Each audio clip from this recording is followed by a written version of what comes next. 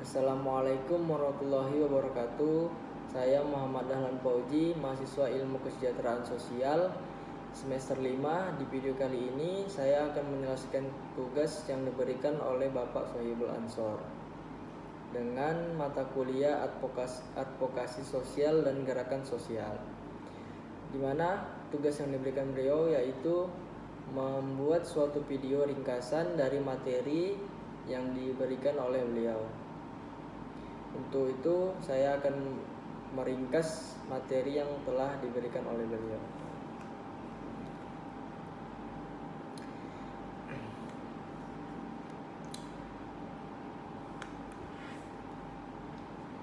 Materi yang pertama yaitu definisi advokasi sosial, kemudian advokasi sebagai metode pekerjaan sosial kontemporer, tujuan advokasi sosial dan kompleksitas masalah Indonesia dan banyak negara ex-jajahan atau banyak negara bekas jajah. Satu yaitu pengantar. Konstitusi Indonesia menjamin hak-hak dasar bagi semua warga yang di dalamnya.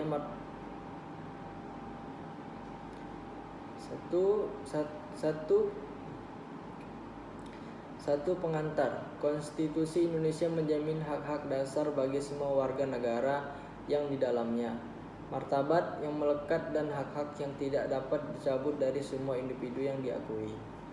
Namun di negara berkembang seperti Indonesia, populasi besar orang entah tidak menyadari hak-hak mereka atau tidak dapat mengamankan hak-hak mereka karena keterbatasan sosial, etika atau moneter mereka.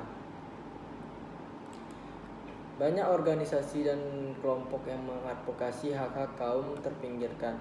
Sederhananya, proses advokasi untuk hak sendiri dan hak orang lain ini dikenal sebagai advokasi. Maksud dan tujuan profesi pekerjaan sosial selaras dengan aksi advokasi keadilan sosial. Oleh karena itu, aksi-aksi advokasi yang dilakukan oleh pekerja sosial dalam hubungannya dengan dan atas nama kelompok masyarakat yang terpinggirkan. Advokasi sosial adalah metode kontemporer yang penting dalam praktik pekerjaan sosial untuk menciptakan perubahan sosial, maka yaitu kata klien telah digunakan secara tradisional dalam literatur pekerjaan sosial. Sesuai dengan semangat advokasi, kini diganti dengan pencari keadilan pada unit ini. Yang kedua yaitu definisi advokasi. Kata advokasi berasal dari kata Latin advocare yang berarti panggilan untuk membantu seseorang atau untuk berbicara atas nama seseorang. Ini secara historis bersekutu dengan hukum. Dengan pengacara advokasi pencari keadilan, mereka dalam sistem peradilan.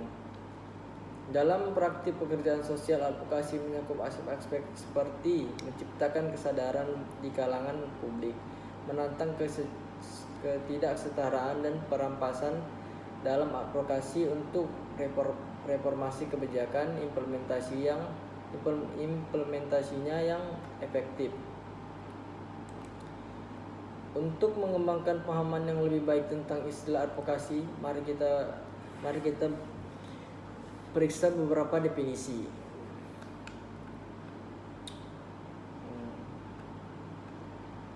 Trofek dan Liu 2001 mendefinisikan advokasi sebagai tindakan yang dilakukan oleh profesional kesehatan mental, konselor atau psikolog dalam membantu klien dan kelompok klien untuk mencapai tujuan terapi melalui partisipasi dalam lingkungan klien. Hal ini berpusat pada pemahaman yang sangat berorientasi mikro untuk advokasi. Ini adalah pemahaman yang sangat terbatas untuk advokasi pekerjaan sosial, karena maksud dan hasil dari advokasi tersebut hanya untuk meningkatkan rasa kekuasaan individu dengan membantu mereka merasa lebih percaya diri, menjadi lebih tegas, dan mendapatkan pilihan yang lebih banyak. Di sini advokasi dapat dilihat sebagai serangkaian peran yang diadopsi oleh para profesional demi kepentingan para pencari keadilan.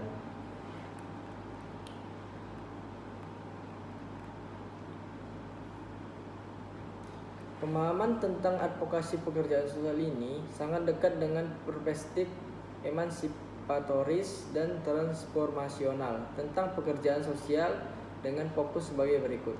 1. Menekan prinsip-prinsip kesetaraan, keadilan sosial, dan inklusi sosial yang mendukung pekerjaan sosial. 2. Ia berusaha mengubah sistem, institusi, dan struktur sosial yang tidak adil. 3. Upaya berupa tindakan-tindakan yang terorganisir. 4. Ini bertujuan untuk mempengaruhi kebijakan publik, sikap masyarakat, dan proses sosial politik. 5. Memungkinkan dan memberdayakan kaum terpinggir untuk berbicara sendiri. Untuk materi ketiga yaitu advokasi sebagai metode pekerjaan sosial kontemporer. Keadilan sosial adalah salah satu prinsip utama yang mendasari profesi pekerjaan sosial. Advokasi adalah strategi mapan dan kewajiban profesional untuk mencapai keadilan sosial. Bahkan badan-badan pekerjaan sosial profesional nasional dan internasional di seluruh dunia seperti Asosiasi Pekerja Sosial Inggris, Federasi Pekerja Sosial Internasional, Asosiasi Pekerja Sosial Nasional telah berkali-kali menekankan pada advokasi dalam kode etik mereka untuk praktik pekerjaan sosial profesional.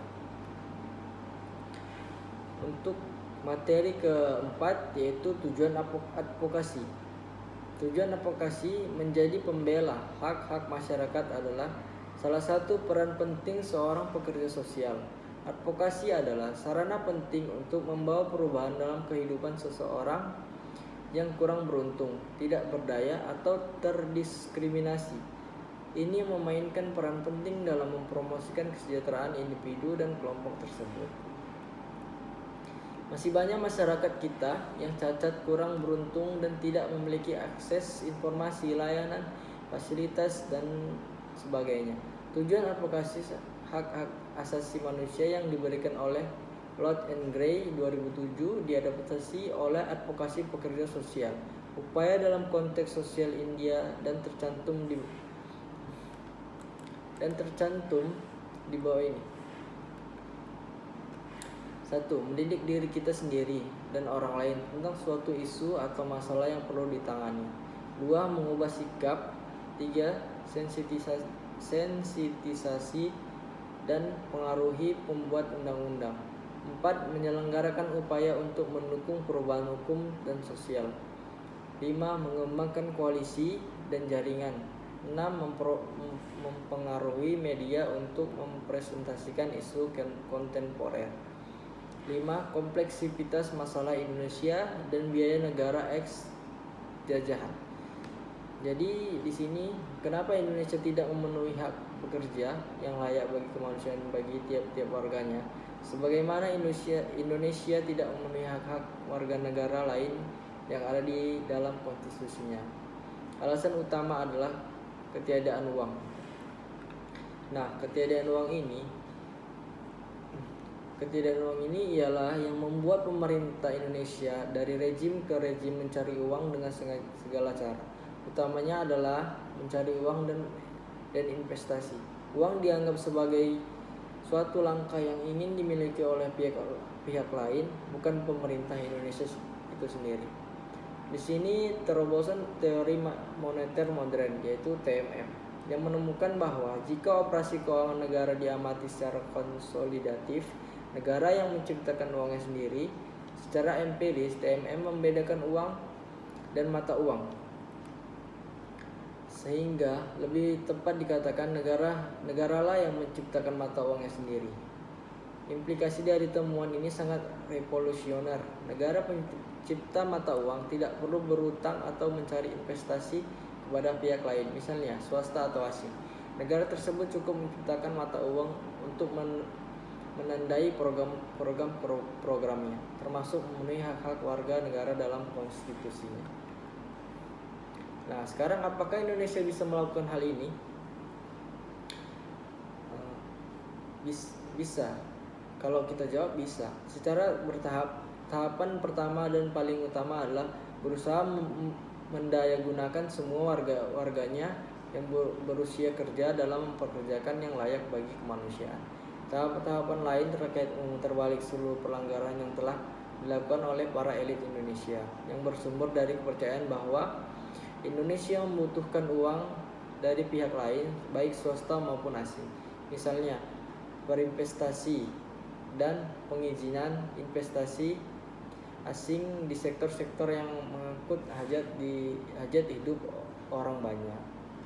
Kemudian sampai sini saja kesimpulan dari ringkasan yang saya buat.